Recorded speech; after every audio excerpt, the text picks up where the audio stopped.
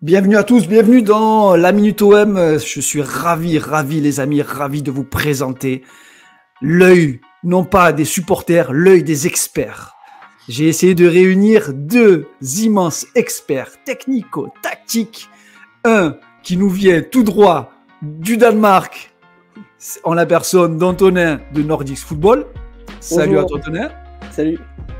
Et un expert Première Ligue. Alors lui, c'est le mélange international. Côte d'Ivoire, supporter de l'OM, expert Première Ligue. Là, on est sur le Didier Drogba du média avec French PL. C'est pas Marseille, hein, c'est Cosmopolite, hein, tu connais. Exactement. On a un gros programme, les amis, qui nous attend aujourd'hui. Je vous ai réunis pour parler d'un joueur qui vient d'arriver à l'Olympique de Marseille, qu'on peut considérer comme un énorme coup pour l'OM. Avant de rentrer dans le coup pour l'OM, j'aimerais rapidement que chacun puisse présenter un peu ce qu'il fait aujourd'hui. Comme ça, tous nos abonnés, n'hésitez pas à aller les suivre. Vous verrez après l'émission, vous allez vouloir en savoir beaucoup plus sur chacun, que ce soit sur Twitter ou que ce soit sur les différents réseaux. Mais David, démarre French Premier League. D'où ça sort? Et dis-nous tout. Ce qui est très marrant, c'est que moi, je me suis lancé sur YouTube il y a 2 ans maintenant. Et au tout début, ma chaîne s'appelait Football is Blue. Et je voulais parler de mes 2 clubs de cœur, forcément, Chelsea et Marseille. Et au début, si vous regardez mes premières vidéos, le générique, il y a le Vélodrome avec Stamford Bridge et tout. Vraiment, je suis parti à l'arrache. Incroyable. Après, j'ai vu que c'était pas très cohérent et qu'il fallait quand même être cohérent sur YouTube pour pouvoir grandir. Donc, je me suis centré sur Chelsea puisqu'il n'y avait pas de contenu Chelsea francophone. Donc, j'ai pas mal grandi sur YouTube grâce à ça. J'ai atteint rapidement les 10K et tout en parlant que de Chelsea. Et après, je me suis dit, pourquoi pas s'ouvrir d'autres horizons. Moi, je suis un grand fan de Première Ligue. Donc, je suis passé sur French PL. Et aujourd'hui, je parle plus de la Première Ligue, surtout du Big Six en général. Et c'est vrai que voilà, la chaîne grandit bien. On a atteint les 20K il n'y a pas longtemps. Ça se passe super bien. Mais le cœur reste marseillais, hein, ça depuis tout petit. On a suivi Drogba. Moi d'origine ivoirienne, donc on a kiffé Drogba. J'ai encore les souvenirs contre Newcastle. Voilà, ça part de là, hein, ça part de là. Et depuis, on n'a pas lâché Marseille, même si les temps ont été un peu durs. On a apprécié l'arrivée de Longoria, en tout cas à Marseille, qui a fait pas mal de bons boulots. Et là, on est sur un gros boulot aussi encore cet été. Écoute, la petite anecdote, tu me parles de Drogba et de Newcastle. Je te raconte une toute petite anecdote qui est assez rigolote. À l'époque, je suis jeune étudiant pour arrondir les fins de mois, je suis stadier au Vélodrome pour tous les matchs de l'OM. Et bien évidemment, je suis stadier à la saison où l'Olympique de Marseille fait une grosse campagne de Coupe d'Europe avec un joueur, avec un phénomène, avec l'un des meilleurs joueurs que l'OM ait connu sur ces dernières années, avec Didier Drogba. Et ce fameux match contre Newcastle et ce fameux corner que l'on peut, si on se souvient, je me retrouve. Alors j'ai fait quelque chose qui est pas très bien, mais je vais quand même le dire parce que j'étais jeune et je pouvais pas rater le match. Alors ce que j'ai fait, c'est que si tu veux, ils nous mettent dans les cordons et j'avais un dossard. Et je vois l'heure arriver. Je dis au gars, s'il te plaît, je peux aller aux toilettes. J'ai envie d'aller aux toilettes, machin. Et je file aux toilettes, je lève mon dossard, je mets la veste par-dessus et je me mets avec les collègues dans les tribunes. Donc, c'était la demi-finale. Et l'avantage, c'est qu'on était tellement beaucoup de stadiers que, finalement, c'est passé inaperçu. Et je suis avec mes potes et je regarde, je dis, putain, mais regarde, avant le corner, je dis, mais regarde, il parle à Bey, il lui parle à l'épaule et il parle à Meïté aussi. Et corner, tête, incroyable, but, le stade en folie, explosion. Et le soir, nous, étudiants, c'était donc le jeudi soir, c'était le match de jeudi soir, on sort à côté d'où on était étudiant à Lumini, au Millennium. Et qui on croise? Didier Drogba. À la soirée. Incroyable. Alors, imagine-toi tous les mecs autour de Drogba en train de lui taper sur l'épaule. Et un super bon gars qui a la carrière qu'il mérite et un super grand joueur. Mais c'était la petite anecdote du Vélodrome de Stadier à la folie marseillaise et à la folie de Coupe d'Europe, même avec des équipes éclatées au sol. Antonin, parle-nous un petit peu de. Alors, Nordics Football, ça existe depuis un moment. Ouais, depuis 2017, ouais. Donc, nous, en fait, on est sur Twitter. Là, on va relancer Instagram et Facebook aussi si jamais certains veulent nous suivre. En gros, nous, on parle du coup des championnats nordiques. Donc, on parle Suède, Norvège, Danemark, Islande, Finlande, île Féroé et même Groenland de temps en temps, ça arrive. Ouais. Mais attends, d'où c'est venu ça? Qui a dit qu'un jour vous avez parlé du Groenland? C'est ça qui est incroyable. Alors moi, j'étais pas là quand ça a été créé. J'ai rejoint l'aventure entre deux depuis 2021, si je dis pas de bêtises, au moment du Covid en fait. Et du coup, voilà. Et puis le Groenland, c'est parce que c'est le championnat le plus court du monde. Il dure une semaine. Et donc, voilà, en gros, c'est début août, mi-août. Et on en parle toujours au moins 1 ou 2 fois par an parce que c'est le football où c'est les gens, ils jouent pour le plaisir, etc. Donc, puis c'est bien, ça change tout le temps le top 5 européen. C'est professionnel ou pas? Comment? C'est professionnel? Non, du tout. Non. C'est déjà parce qu'on a la H-Cup, nous, à Marseille, qui dure un peu plus longtemps, qui dure 3 semaines quand même. C'est une semaine de tournoi dans une ville où il y a 8-9 clubs, mais sinon il y a des tournois régionaux avant pour savoir qui va en finale pendant une semaine en fait. Okay. Donc voilà, on parle de tout, des joueurs nordiques, des clubs nordiques et voilà. En parlant de joueurs nordiques, moi je trouve qu'ils font un boulot incroyable dans les pays scandinaves, aussi bien au Danemark qu'en Suède qu'en Norvège. Il y a des vraies passerelles aujourd'hui aussi avec les pays d'Afrique. On en a discuté en préambule. Là aujourd'hui, on est intéressé par. Alors, est-ce qu'on peut dire que c'est une star pour l'Olympique de Marseille, notre ami? Alors, comment on le prononce? Parce que moi, Pierre-Émile, pas un problème pour moi. Je sais prononcer. Mais ma question, c'est Højbjerg. Je vois de tout. En plus, Marseille, on est spécialiste pour casser les noms. Alors, moi, j'ai pas l'accent danois, hein, mais je vais essayer bien de le faire. En gros, ça se prononce avec un H aspiré, c'est Højbjerg. En gros, le G, on ne le prononce pas vraiment, c'est Højbjerg. Mais après, voilà, quand on est français, on n'a pas l'habitude. Et même moi, je dis Højbjerg, mais c'est Højbjerg. Voilà. Alors, Højbjerg, est-ce qu'on peut dire qu'au Danemark, on est sur une star du pays? Oui, quand même, oui. C'est quand même un joueur qui a énormément de sélections avec la sélection nationale. Ça fait des années qu'il est là, ça fait très longtemps, il a été sélectionné très jeune, et puis surtout qu'il a très vite percé, entre guillemets, c'est-à-dire qu'il est parti très jeune de Brøndby pour aller à Munich, donc ça a toujours été un très gros espoir que les gens ont suivi, et les gens l'ont toujours connu, donc oui, on peut dire que c'est une star, clairement, surtout que ce qu'il faut savoir, c'est que dans les pays nordiques, les gens suivent beaucoup la Première Ligue, donc en plus avoir un Danois en Première Ligue, c'est assez exceptionnel en fait. Donc oui, c'est une grosse star au pays. Et même pour Marseille, je trouve que c'est un joueur avec un gros CV, donc c'est bien aussi.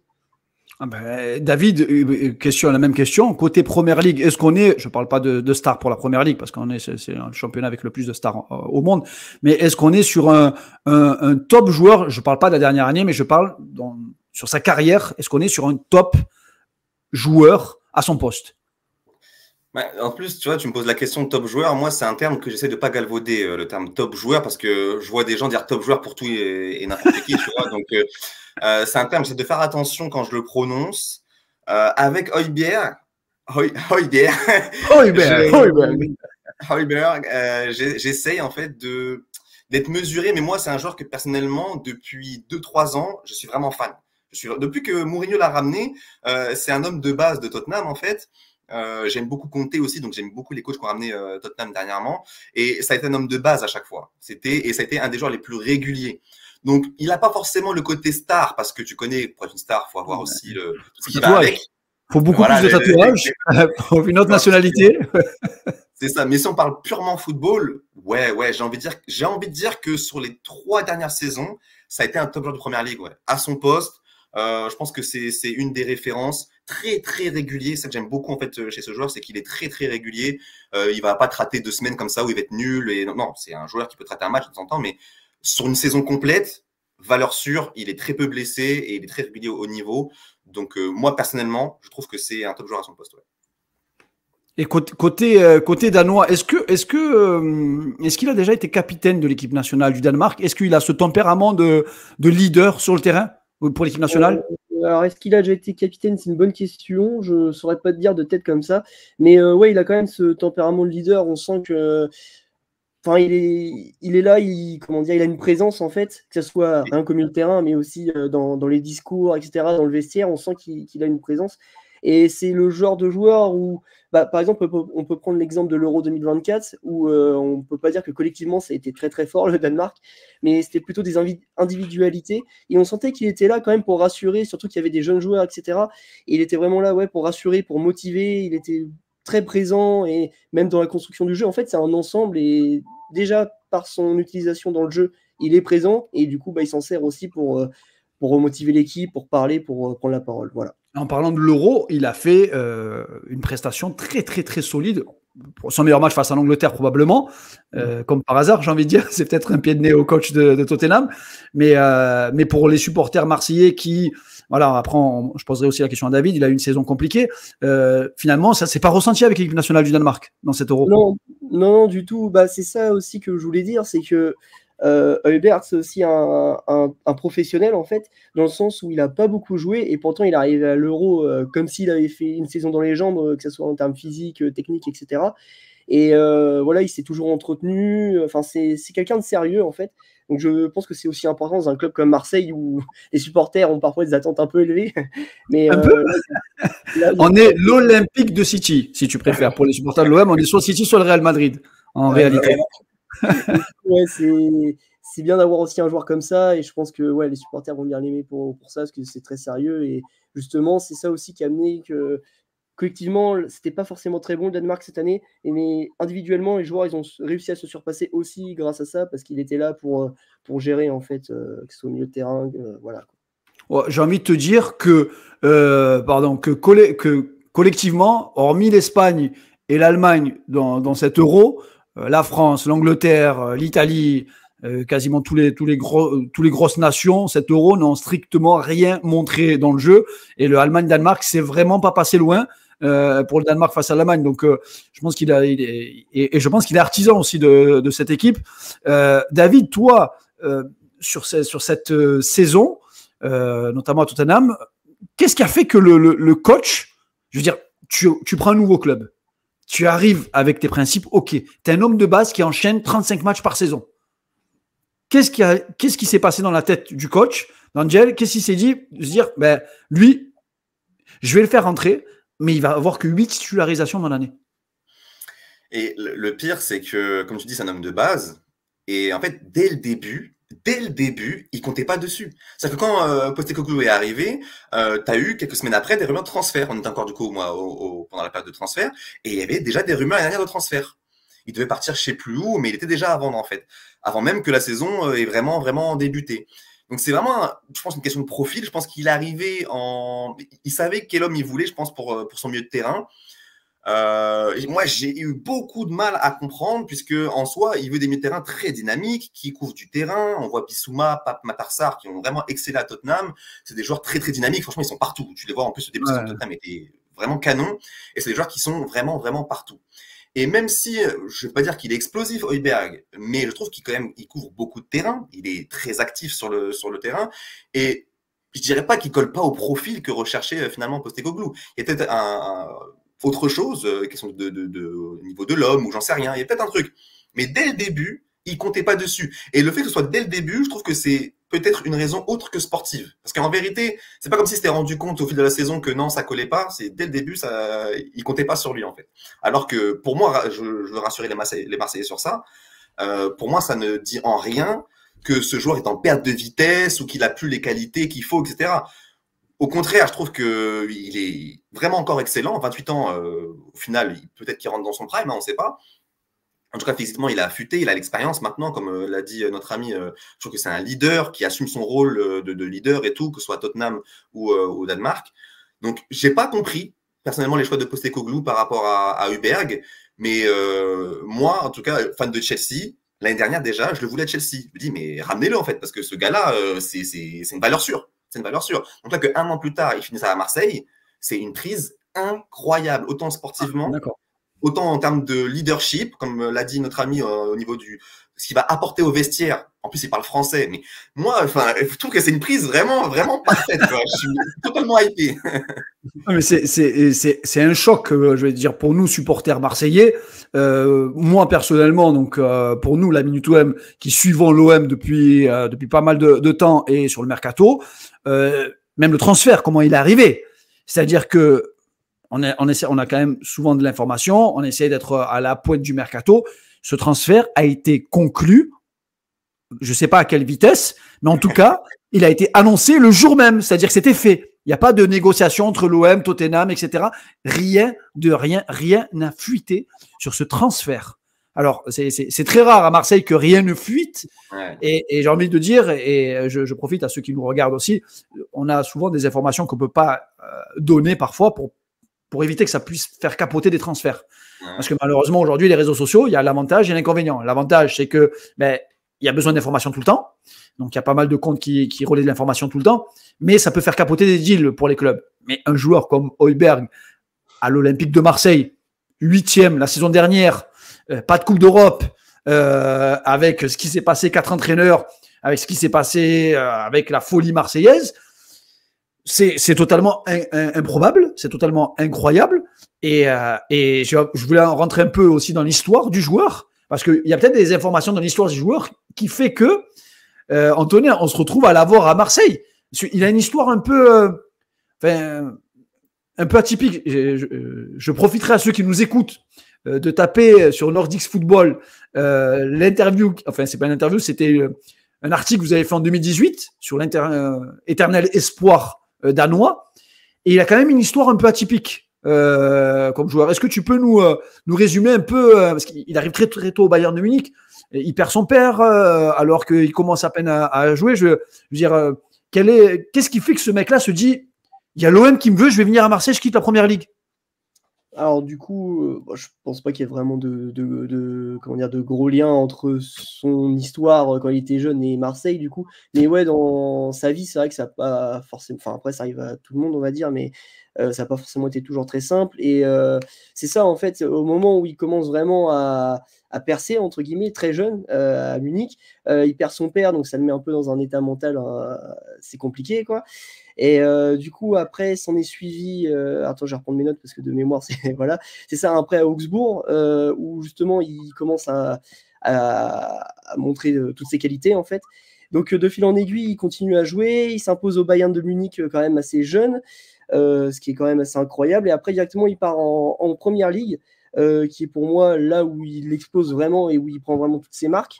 Surtout que la première ligue, c'est quand même un championnat qui est physique. Et lui, il a ce physique-là, c'est même son attitude physique, j'ai plus le mot, ses propriétés physiques, entre guillemets. Un côté athlétique, ouais. Ouais, voilà, c'est ça. Et du coup, ça lui correspondait. Donc, je trouve que c'était le bon choix pour lui de partir en première ligue à ce moment-là. Et donc après, qu'est-ce qui fait qu'il vient à l'OM? Je pense que déjà, lui, il aime bien les grosses ambiances, donc aussi parce que son mental, il a un gros mental, donc je pense pas que ça soit quelque chose qui le stresse, mais plutôt quelque chose qui le motive. Et c'est vrai que Marseille n'a pas de Coupe d'Europe, ne joue pas de Coupe d'Europe cette année. Alors pourquoi après il vient? Je pense qu'il cherchait surtout un projet où il avait des garanties de jeu et que un club comme l'OM qui peut recruter Højbjerg, ils vont lui dire oui, tu vas avoir ta place dans le 11 de départ, et je pense que ça a joué. Après, j'ai pas plus de détails que ça. Après, ce serait faire de l'expectative, mais pour moi, c'est ça. Ce qui a joué, ça doit être le temps de jeu, la grosse ambiance qui a dû jouer aussi, parce que lui, il aime bien ça. Et puis peut-être le projet aussi, parce que le coach peut-être de Zerbi aussi, ouais, peut-être le projet de jeu. Enfin, voilà. Après, je sais pas exactement, mais je pense que tout ça a joué. Ouais. Ouais, c'est intéressant. Je pense que David, toi qui suis aussi l'Olympique de Marseille, tu as suivi un peu qui a soufflé le nom, même si Mehdi Benassia est sur le coup depuis l'hiver dernier. Déjà, il a essayé déjà de le recruter à l'hiver dernier. Mais ce qui est intéressant, c'est de se dire que c'est Guardiola qui a conseillé à De Zerbi de vraiment ramener Højbjerg, on va le dire avec le nom, à l'Olympique de Marseille. Alors, avoir un VRP comme Guardiola pour un club de Ligue 1, mesdames, messieurs, il n'y a pas de mesdames, mais messieurs, c'est ce qu'on appelle un grand club. Déjà, à partir du moment où tu as un mec qui a été recruté par Mourinho, c'est Mourinho qui ramène Højbjerg à Tottenham déjà. Donc, si Mourinho te recrute, déjà, c'est que tu es quelqu'un. Et en plus, c'est vrai que je pense que De Zerbi il a une grosse influence sur le mercato. Clairement, on voit très accentué les premières ligues. Comme moi, je l'ai dit sur ma chaîne, j'ai fait une grosse vidéo dédiée parce que la première ligue et Marseille, là, il y a un vrai lien.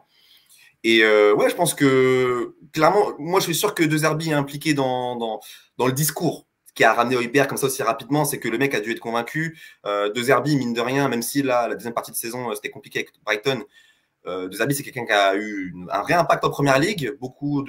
Les médias ont beaucoup parlé de lui positivement. Même notre ami du coup Guardiola a dit beaucoup de choses positives sur De Zerbi. Donc, il a cette espèce d'aura, cette notoriété De Zerbi. Et je pense que quand il arrive à Marseille, comme tu l'as dit, ambiance, grand club mine de rien en France. Il parle français, temps de jeu garanti, même place centrale du projet, etc. Un coach qui prône la possession de jeu, donc tu sais que tu vas avoir le ballon, tu vas. Enfin voilà, il y avait beaucoup d'éléments positifs finalement, même s'il n'y avait pas tous les éléments, style Coupe d'Europe, etc. Mais il y avait quand même, je trouve, pas mal d'éléments qui pouvaient le motiver. Alors moi, je vous pose la question. Moi, je connais pas Højbjerg. Quand je dis je connais pas, c'est que je suis pas Tottenham tous les week-ends et j'ai pas suivi la carrière du joueur pour pouvoir en parler en tant qu'expert. Même si on l'étudie a posteriori, bien évidemment. Donc il y a pas mal d'analyses tactiques, techniques, etc. qui sont sorties. Dans cette émission, moi, j'aime souvent aller sur le côté tactique. Donc, j'aime bien. Moi, je m'amuse souvent sur le côté tactique. Et qui dit côté tactique, moi je vous emmène un petit peu, j'ai envie de voir, donc je vous ai pris 2 séquences. La première séquence, c'est avec Antonio Conte. Donc je vous conseille à ceux qui nous regardent le Twitter de Gorav Analyst, il fait énormément de production et pour les supporters marseillais, il y a pas mal de choses sur De Zerbi. Alors je vous ai montré un petit peu le rôle de Højbjerg sous Conte. Et c'est intéressant de voir que finalement, il va retrouver un petit peu, je fais un arrêt sur image ici, et ici il est là on voit Højbjerg qui fait cette demande-là dans le système à 3 en phase de possession de balle. C'est ce que fait De Zerbi, notamment sur les matchs préparatoires de l'Olympique de Marseille. Et ma question, c'est son profil à lui. Est-ce que c'est un joueur qui veut influencer le jeu? Est-ce que c'est un joueur qui vient demander, qui veut faire en sorte que le ballon passe toujours par lui? Je ne vais pas parler de Registra parce que c'est plus le côté espagnol, mais on le voit, vous voyez, je fais à l'arrêt sur l'image, vous voyez les 2 mains du joueur qui dit « Les gars, donne-moi le ballon ».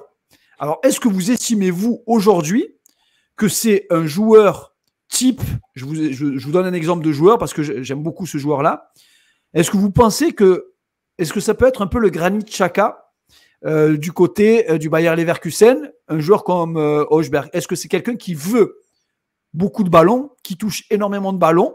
Tiens, je vais te demander déjà à toi, Antonin, avant d'aller sur David, avec le Danemark, est-ce que c'est un joueur qui finalement est capable d'être une plaque tournante pour l'équipe? Oui, clairement, c'est dans son style de jeu. Après, il vient beaucoup chercher les ballons. De toute façon, on l'a vu là sur la vidéo. Il vient chercher les ballons parce que, en fait, lui, il a une bonne conduite de balle. Il sait remonter le terrain avec le ballon, même s'il n'est pas technique. Enfin, pas très technique. Mais, hop. Qu'est-ce que tu viens de dire là? C'est important ce que tu viens de dire. Pourquoi c'est important ce qu'il a dit? Parce que c'est Mourinho qui disait ça quand il l'a recruté. Enfin, pendant la saison où Mourinho était à Tottenham, il disait que justement, il y avait cette différence entre les joueurs techniques et tout. Les joueurs techniques, c'est pas forcément les joueurs qui font des virgules, etc., mais c'est les joueurs qui sont propres. Et voilà. Je suis totalement d'accord avec ce que dit Mourinho sur ça. Quand tu dis technique, on s'est compris, on a vu ce qu'on a compris. Dire. Mais justement, je trouve qu'il est très propre techniquement. Maintenant, oui, c'est pas le mec semelle, le râteau, etc., mais très propre techniquement. Et comme Mourinho le dit, c'est limite le plus important.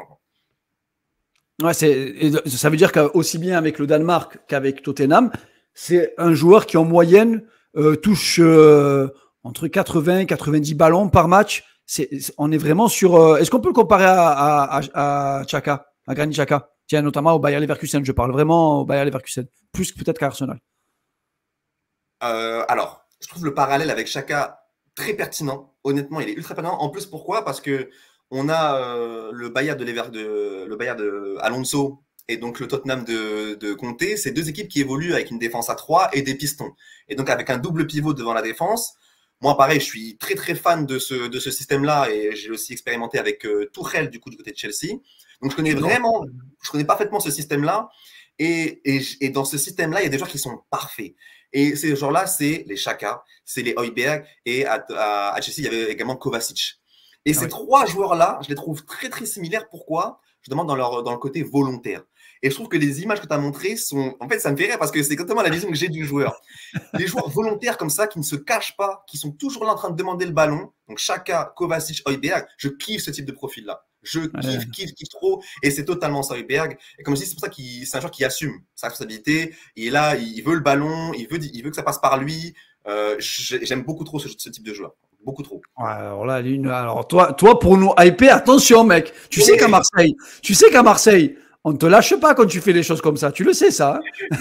Mais grave. Mais pour le coup, c'est vraiment, pour moi, une valeur sûre, quoi. Je sais, mais c'est pour ça que je dis ça. C'est pertinent par rapport à ce que je pensais de lui, donc c'est. Voilà. Et c'est intéressant, tu vois, je vous balance juste une autre séquence. Je vais vous balancer une autre séquence qui est intéressante. Et là, on bascule avec De Zerbi, même si, avec De Zerbi, en phase de possession, ce qu'on voit, ce qu'il essaie de mettre en place avec l'OM, il est souvent dans une défense à 3 en phase de possession. Donc le latéral droit rentre intérieur. Là, aujourd'hui, dans le rôle de latéral droit dans les phases de préparation, c'est Bamou Maïté. Et on voit le milieu de terrain latéral gauche qui rentre vraiment dans le cœur du jeu. Là, aujourd'hui, c'est Merlin. Je vous ai mis une autre vidéo. Vous la voyez? Je pense que vous la voyez là. Clac. Je vais vous la mettre de suite ici. Hop là. Une autre vidéo, mais là, on est avec... et j'ai une belle interrogation pour vous. Là, on est avec De Zerbi. Donc, dans le système de De Zerbi, c'est face à Manchester City. Donc, qui dit City, dit un pressing très, très haut. D'accord? Donc, on voit les Citizens qui viennent presser. Et ma question, c'est qu'un joueur comme Højbjerg, est-ce qu'il est plutôt côté droit ou plutôt à gauche dans le double pivot? De mémoire, il est plus à droite, je crois, hein, c'est ça? Je sais plus, mais en tout cas, après, il va pas aller très très haut non plus. Enfin, lui, en fait, son jeu, c'est plus du jeu de position. C'est pas le genre de joueur qui va aller tacler les adversaires, mais c'est plus celui qui va intercepter, tu sais. Donc, son positionnement, il est un petit peu différent d'un milieu défensif classique, on va dire. Donc voilà. Après, moi, il est classé parmi les joueurs qui interceptent le plus de ballons en Højbjerg. Hein, donc là, ça veut dire qu'il a une lecture du jeu qui est incroyable. Sa lecture du jeu est folle. Hein. On est sur un joueur hyper intelligent. Après, Højbjerg, je ne l'ai pas forcément vu dans le type de construction que met en place De Zerbi. Tu le vois là, sur la construction de Zerbi, je vois, si on revient juste un peu en arrière, son rôle à lui, je pense, sous De Zerbi, ce sera sur cette touche de balle-là, ce sera celui-là, ici. Et je vois plus Koné aujourd'hui avec l'OM qui porte le ballon. Et en fait, faut pas se tromper, en fait. La question, elle est là. C'est qu'il faut pas se tromper dans la passe avec De Zerbi. Et en fait, c'est pour ça que je posais la question. Je me dis, il y a quelque chose qui m'avait interpellé. Et j'ai lu pas mal de choses sur Højbjerg et je voulais vous en parler aussi à vous deux sur le manque d'explosivité du joueur. Je pense que vous êtes censé savoir que alors, même si David, tu regardes la première ligue, la Ligue 1 est un championnat ultra athlétique, un championnat de transition, exclusivement de transition. Quasiment tous les clubs jouent en contre, notamment contre les grosses équipes. Ça veut dire que les phases de possession des équipes des top 4, dans 95% des cas, ils ont plus de 60% de possession de balle. Il y a très très peu d'équipes qui vont te chercher très très haut, qui vont te presser très très haut. Ma question, c'est sur la Ligue 1, est-ce qu'un joueur comme Højbjerg, est-ce que sur la vivacité, surtout face à des joueurs inconnus, je crois que il y a rien de pire que de jouer contre tu vois des joueurs qui sont pas connus et que tu vas te manger une soupape où le mec il va te lâcher une accélération, tu vas dire attends d'où il sort lui. Et mon interrogation à moi, c'est est-ce que athlétiquement il va être capable de jouer sous pression et de couvrir un large terrain dans son dos à la perte de balle? Personnellement, je pense que oui. Parce que en fait, il n'est pas explosif, mais il est très endurant. Donc, en soi, et vu qu'il a justement cette intelligence de jeu, cette bonne lecture du jeu, c'est comme tu vois, par exemple, Thiago Silva, c'est pas le défenseur le plus rapide, mais moi, je peux t'assurer que dans son passage à Chelsea, je l'ai très rarement vu être pris de vitesse. Ouais, parce qu'en fait, il démarre avant l'attaquant ou alors il démarre en même temps et du coup, il arrive à bien gérer ça. Et c'est pareil pour Højbjerg. Donc certes, il n'est pas explosif, mais je pense que en plus, tu vois, De Zerbi, c'est quelqu'un de très très précis dans ce qu'il fait. Et je pense qu'il y aura très peu de cas où Højbjerg ne connaîtra pas son adversaire parce qu'il y a du travail à la vidéo, etc. Où tu connais après les qualités des joueurs que tu vas affronter. Et De Zerbi, il est très dans ça. Autant il y a des coachs qui sont plus sur d'autres aspects du jeu. Mais De Zerbi, il est très, très précis. Je pense que si, en effet, il prend Højbjerg sous son aile, ça va être un de ses hommes de base, il va aussi beaucoup le briefer sur ça pour qu'il puisse, derrière, assumer sur le terrain. Et en Ligue 1, honnêtement, j'ai pas trop peur. Bon, on va dire que l'impact de la Première Ligue, normalement, un joueur qui rompt plus à la Première Ligue, il n'aura pas de problème athlétiquement. C'est plus l'Italie ou l'Espagne où on est un peu choqué quand on arrive en Ligue 1, parce que c'est pas très fort techniquement, mais physiquement, c'est vraiment… Bah, on regarde la Première Ligue, tous les joueurs qui sont recrutés de Ligue 1 vers la Première Ligue, c'est quasiment que des joueurs qui sont très très forts athlétiquement. Et Chelsea, je parle même pas de Chelsea parce que 48 joueurs ou 70 joueurs sous contrat, là, je parle même pas de Chelsea là-dessus. Mais ça, je fais juste une parenthèse de 10 secondes là-dessus. C'est de la désinformation totale. Mais honte à Foot Mercato parce que quand tu déclares un truc comme ça et que tu mélanges des joueurs de l'académie, des U17 qui sont absolument pas impliqués, tu vois, enfin, c'est de la désinformation. Et c'est honteux, je trouve, pour un média aussi gros de faire un truc comme ça juste pour le buzz. Mais bah, parce qu'en fait, on voit tellement passer Chelsea dans les recrutements qu'on mélange l'aspect scouting. Après le fait d'avoir des clubs satellites maintenant et le fait de pouvoir jongler, même si moi je suis pas fan de ce type de nouveau management. Je suis pas fan non plus en soi, mais bon là l'information n'était pas bonne de la part de Foot Mercato. Oui, on est d'accord. Mais c'était la petite blagounette du jour. Si vous deviez me citer, bah tiens, toi avec le Danemark, Antonin, si tu devais me citer la qualité principale de Højbjerg avec le Danemark, parce que je pense que équipe nationale et club, c'est peut-être deux choses différentes. Est-ce qu'il est aussi performant en équipe nationale qu'en club? Oui, bah, sa principale qualité, ça va revenir à ce que j'ai dit avant, c'est son positionnement, parce que c'est son principal atout, tout simplement. Il est tellement important dans le jeu, de par son positionnement, il peut couper les passes, il peut anticiper, justement. C'est ce qu'on expliquait juste avant, il ne va pas forcément être pris de vitesse, parce qu'il va pouvoir anticiper, il va être bien placé au bon moment. Donc voilà, pour moi, sa principale qualité, c'est son positionnement. Et son principal défaut? Principal défaut, les duels aériens. Clairement, il ne s'engage pas assez et surtout, il ne tente pas de jouer les ballons. Pourtant, enfin, il n'est pas non plus très grand, mais il a quand même un physique. On pourrait dire, tiens, il pourrait s'imposer. Mais non, c'est pas un joueur de tête et il le sait, donc il n'en abuse pas. Et lui, il préfère bien se positionner pour être plutôt à la relance, pour être dans la construction plutôt que d'aller jouer des corners, des trucs comme ça. C'est pas du tout son truc. Et toi, David, sur la saison de Première Ligue, sur les saisons de Première Ligue que tu suis, si tu te donnais peut-être une qualité hors du commun, j'ai pas l'impression qu'il en ait une hors du commun. Bien au contraire, c'est un tout. Ouais, en fait, c'est difficile d'en sortir une parce que j'ai parlé de sa. En fait, on va dire que sa régularité, pour moi, c'est déjà une très grosse qualité. Sa lecture du jeu, j'en ai parlé aussi. Donc, régularité, lecture du jeu, mais si je dois aller en dire une autre, je vais dire assez sous-estimé, mais il a une très bonne frappe de balle. Je trouve qu'il a une bonne frappe de balle. Les frappes devant la surface, ça va y aller avec Højbjerg et ce ne sera pas des tirs qui vont finir sur le poteau de corner. Il frappe plutôt bien. Même face à Chelsea, il nous a mis des buts et tout. Non, franchement, je trouve qu'il a une bonne frappe de balle. Donc en entrée de surface, attention, ça peut faire mouche. Tu sais qu'à Marseille, il y a une gris-gris, c'est-à-dire qu'il y a quelque chose qui est placé autour du stade. Tous les joueurs qui ont des grosses frappes de balle, ils arrivent à l'OM, ils n'arrivent plus à frapper dans le ballon. Sache-le, parce que Malinowski, c'est frappe de Mammouth, une frappe cadrée sur 90. Je parle pas d'Harit, je parle pas de Rongier, je parle pas de Verretou. Tous les joueurs de l'OM qui passent par l'OM, ils ont tous des highlights monstrueux derrière la surface. Arrive à l'OM, c'est terminé. C'est fini. 4 minutes. En espérant que ce soit l'exception qui confirme la règle. Et un défaut, David, si tu donnais un gros défaut du joueur. Un gros défaut. Je le trouve pas dégueulasse dans le jeu aérien, bizarrement. Il n'est pas volontaire, hein, je dirais pas ça, mais je suis pas aussi catégorique que notre ami. Mais franchement, je vais galérer à sortir un vrai défaut. Hein. Je vais vraiment galérer. Pied gauche, pied droit. Je le trouve bon des deux pieds. Dans le jeu court, en tout cas, dans le trafic là, au milieu du terrain, il est très à l'aise techniquement et il va pas être gêné de temps en temps de faire une passe du mauvais pied. Ça va pas être forcément une de ses faiblesses. Il a le jeu long, il est très bon en jeu court, mais il a aussi le jeu long. Moi, je le trouve ultra complet en fait. Si vous deviez le comparer à un joueur, passé par. Alors, toi, je vais te demander passer par Marseille parce que tu es supporter de Marseille. Si tu devais nous donner quelqu'un dans son profil qui est déjà passé par l'OM. Pour être dans l'actualité, pour moi, c'est vraiment un mix parfait entre Rongier et Verretou. Hein. Pour moi, c'est vraiment ça parce que je veux dire que Verretou, il arrive bien à se projeter avec le ballon. C'est pas forcément la qualité de Rongier, enfin il sait le faire quand même, mais c'est pas forcément la qualité du coup de Højbjerg. Mais défensivement, il est féroce et c'est un soldat comme Rongier.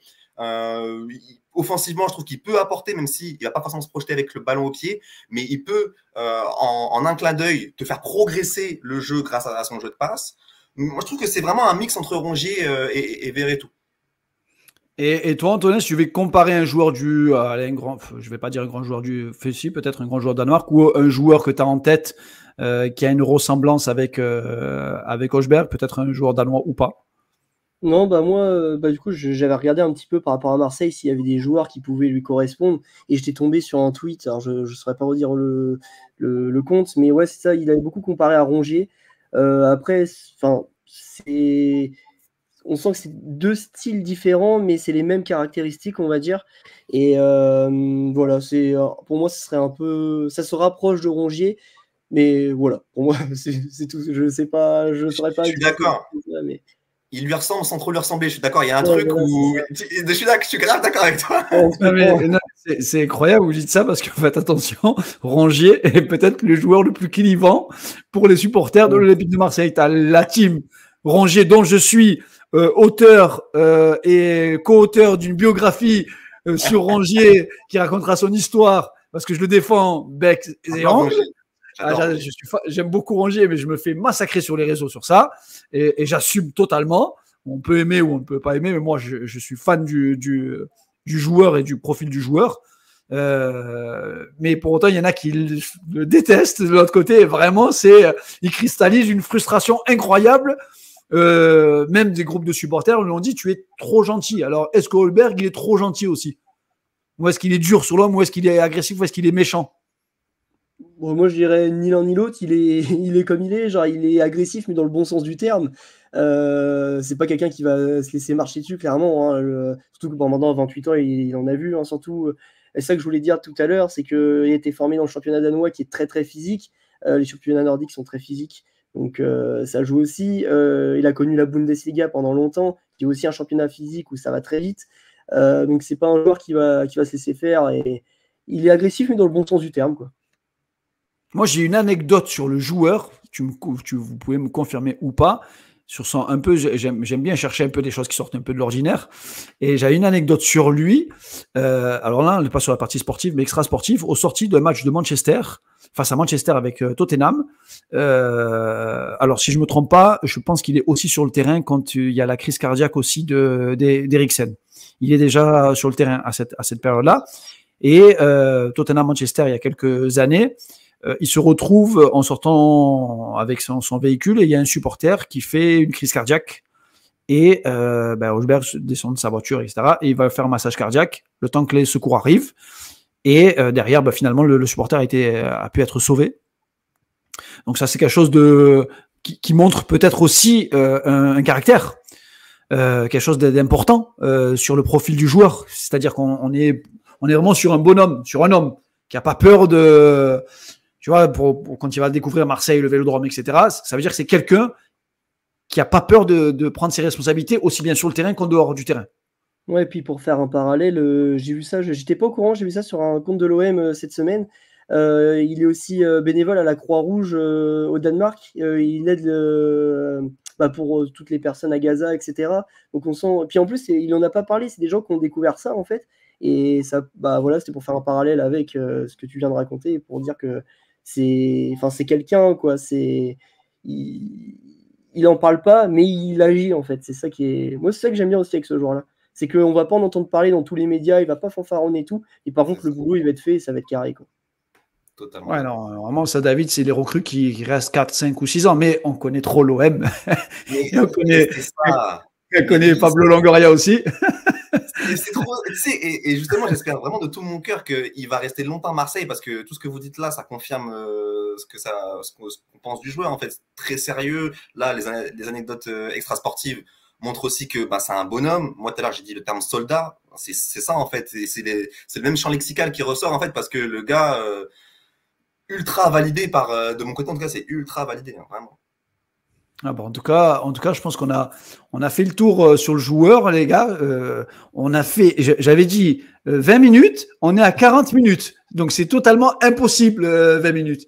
Mais en tout cas, merci à vous deux parce que vous avez apporté encore plus un peu une vision équipe nationale et une vision club.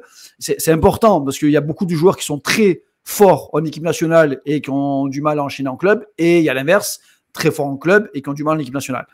Et là, vous m'arrêtez si je me trompe, mais je pense que la pioche, le bruit n'est pas finalement assez fort connaissant Marseille. Je suis très surpris du peu d'emballement médiatique de ce joueur-là, sa signature, sachant qu'à Marseille, quand même, on s'enflamme pour très peu. Et je pense que, enfin j'espère, on aura l'occasion régulièrement de vous inviter sur la Minute OM quand on va parler un peu du contenu aussi, du contenu du jeu, etc.